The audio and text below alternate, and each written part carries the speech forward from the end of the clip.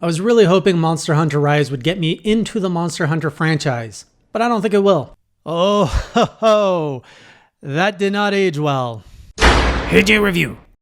Friends, it's time to revisit the video that has really changed how I thought my year would go. Of course, we go back to the first Monster Hunter video I have ever done on this channel, which was not exactly the most positive. The Monster Hunter Rise demo. It's time to revisit my thoughts on that now that I have replayed a lot more of it in the context of what another Monster Hunter game plays as. And I have to share with you my new impressions of the Monster Hunter Rise demo and why I will be eventually buying this game. But before I get into all of the aspects I love about the demo, I have to say it took me a while to get here. So I played the Monster Hunter Rise demo. I did my review. We all know what happened. It blew up. A lot of people gave me some tips. I went back to it. I tried more weapons. I tried the Hunter's notes to learn the combos, and I still didn't like it. And I think I made a video about that a little bit. The community kept on. I pledged Monster Hunter World. I played weeks of Monster Hunter World. I came back to Rise. I believe I streamed. Yes, I streamed Rise again. And my impressions, I was going to make a journal immediately after that video because I did not enjoy returning to Monster Hunter Rise demo. Even after about a month and a half of Monster Hunter World playthrough, I was still not enjoying it for a funny reason that we're going to share in a moment. But then I got into after that week, there was the Monster Hunter Rise digital event, which got me excited. I was like, I really want to like this game. Why don't I like it more? And then finally, the last time I played it was with the second demo, and I played with friends, and something more clicked in Monster Hunter World, I think, that made me appreciate Rise finally for the game that it is. And now I can finally talk to you about Monster Hunter Rise and how it properly compares now that enough things have clicked. It only took me 50 hours, but we made it. So let's get started with the new stuff and why I'm going to be buying this. First of all, it's the theme. The fact that the theme of this game is very like ninja and samurai. I mean, sign me up. That's my kind of stuff.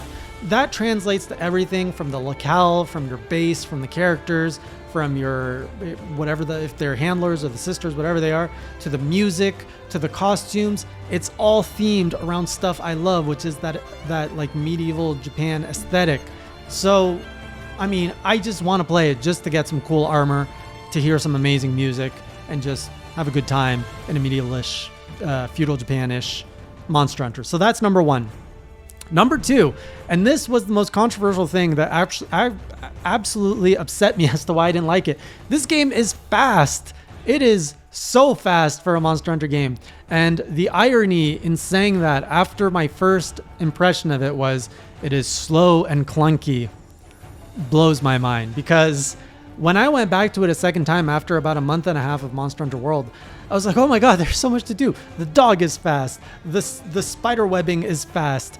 The monsters are faster. You're expected to like run up walls, shoot a silk, what are they called? Wire bug, jump on a monster, ride the monster, get back on your dog while you're like sharpening. You're always moving, and you're always like going everywhere compared to Monster Hunter World where you're not moving that much. So the speed was it was too fast for me.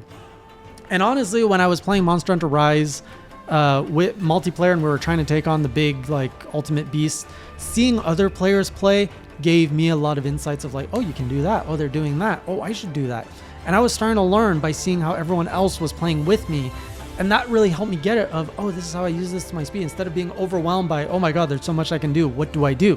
So I think as I finish and master Monster Hunter World and Iceborne, the speed of Rise, I think I'm going to love it, but there's going to be a learning curve to it because it's a lot of speed. But I think that in a demo setting, it's not really fair other than saying like, oh my god, there's going to be so much speed. But when the game is going to like ramp me up to that with a story and saying like, okay, here's a little monster, kill that. Here's a little bit of a bigger, and they're going to train me up like they did with World. I think that's going to translate a lot better to a fun experience. The next thing, the Palico, again, that's amazing. The fact that I can run around while I'm sharpening that is a game changer right there. The fact that I can actually run that speed, like I can just cross the map so fast, game changer. That's going to be fun. The Wyvern riding, I appreciate on a whole other level. So first of all, I realized, well, in Monster Hunter World, when you mount a monster, you just poke at it for a while and then you like unleash your super, and it was really cool at first. But after about 2 months of doing that, I'm kind of like, all right, I'm done poking this thing. When can I unleash my special? And for a good, 10 seconds, it's kind of boring just spamming the button, just like doing 1 damage. Here, they actually revamped it to make it more fun, where you're on the beast, on the monster. You can actually like ride around with it. And this is where I really saw it in my multiplayer stream. When we were taking on Marshmallow, or whatever his name is, the first fight, I'm like running up on my dog to like fight the Marshmallow, and 2 other hunters show up riding a Rathian and the soap monster. I forget what his name is. And I'm like, oh my God, you can do that? What? Oh my God, that's so fast. That's so smart. They're all like coming in with their own Pokemon. So I was like, oh, and then like, instead of just like stabbing the monster, let's say we were fighting the Marshmallow and you mount him. Not only can you use it as a weapon, but then you can ram it in the wall like 3 times, doing way more damage than just like stab, stab, stab. And it's way more rewarding. So all of that are the like new features that they are showcasing in the demo that I'm like, okay, now that I've played one game, I can appreciate all these features. I like that. I want that. Now, some additional reasons as to why I will probably buy this up close to launch, not at launch, because I really don't want to do Monster Hunter World, jump to Rise, jump back to Iceborne. I want to do Iceborne as a follow-up to World because I'll be used to that moveset, the controls, that environment, and all that. I don't want to go to Rise feeling like I have to learn how to go fast, only to go back to Iceborne and it's going to feel slow. So that is why I want to play Rise after Iceborne, which will take me maybe a month or 2 from now. But what I'm worried about, and I hadn't thought of this before, as part of the release and the hype, they're eventually going to introduce events in Monster Hunter Rise, and they're going to start like trickling that content where they're going to introduce new monsters. I'm like, oh man, I'm already in the community now. I want to experience this as a community when they drop a new monster. Like in Monster Hunter World, I just finished fighting a massive pickle. I really got to call him Devil Joe. And Devil Joe was the DLC to Monster Hunter World, and here I am experiencing it after all the content's come out, all the events are unlocked and everything. But to be like, I can only imagine what that was like. You played Monster Hunter World and all of a sudden Devil Joe shows up. I want to be part of those moments with Monster Hunter Rise, so that's how they're probably going to get me to buy it at launch, because I don't want to miss that content drip. There's also the Rampage mode, which honestly, I'm like, am I going to like this? I don't know. But after the fun I had with the multiplayer stream, I'm like, okay, Rampage mode with multiplayer, I could see this being a good time. And I was a little cautious because I'm like, okay, I'm seeing a lot of elements here that make me think of the Zora fight. I was like, that's not good. But I think the fact that they're all smaller monsters than Zora, it might work. So I'm interested to see how that plays out. And then I really like the aspect of the endemic life being upgrades. So the more you explore, the more you can like buff up your strength, your defense, your HP, your stamina, just by like running into bugs and collecting bugs. I really like that. So all of these features are like, okay, I get it. I finally get it. And I'm also learning how the weapons are kind of modified too. So like you can do so much more. And now that I know how to play the Switch Axe, okay. The fact that I have like a Switch Axe wire bug extra move that I can do stuff with, I'm like, oh, okay, I like this. So it just like adds to the combo, adds to the challenge, and it's a natural progression as I'm going through my journals of like wanting more challenge, more stuff. Monster Hunter World and Iceborne, I'm eventually going to go through all of it. All those challenges are going to eventually run out. And I think I'm still going to have that itch to want more stuff. And that's where I look to Rise with a whole new world to explore, new mechanics, new challenges, new monsters, new weapons. I get it. We've come here. I drank the Kool-Aid.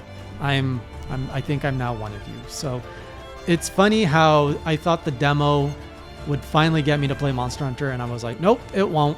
But it was the reaction of the community to the demo that got me to play the Monster Hunter franchise, and I'm finally sold on it. I finally get it. In fact, the digital event, one of the things I got most excited for was Monster Hunter Stories 2, which that was off my radar too. Like I didn't understand the whole like mainline game and the side games, but they introed with Monster Hunter Stories too. I was like, what is this game? Hey, I know that character. I know that like monster. Oh, it's a baby Rathalos. I know all about that. And I was already pulled into the world. I was like, oh, it's like an RPG and I really like the artwork. I was like, oh, I could get behind this. And then I love the amiibo that they showed for it. So I also want to get into Monster Hunter Stories 2, which comes out, I think, in July, which means I have time to play Monster Hunter Stories before that. And I'm just like, oh my God, I've actually turned into a Monster Hunter channel. I'm gonna end up playing so much Monster Hunter. I know all the I don't know all the lingo, but like, it's taken over my life at this point. There will still be non-Monster Hunter content on this channel, but man, right now I'm diving deep into this pool. I'm absorbing it. We're gonna have some fun with it, and I guess I'll see you all in Monster Hunter Rise. Thanks for changing my mind, everyone. Those are my thoughts, and I'll see you in the next Monster Hunter Journal. Otherwise, until next time, keep it classy.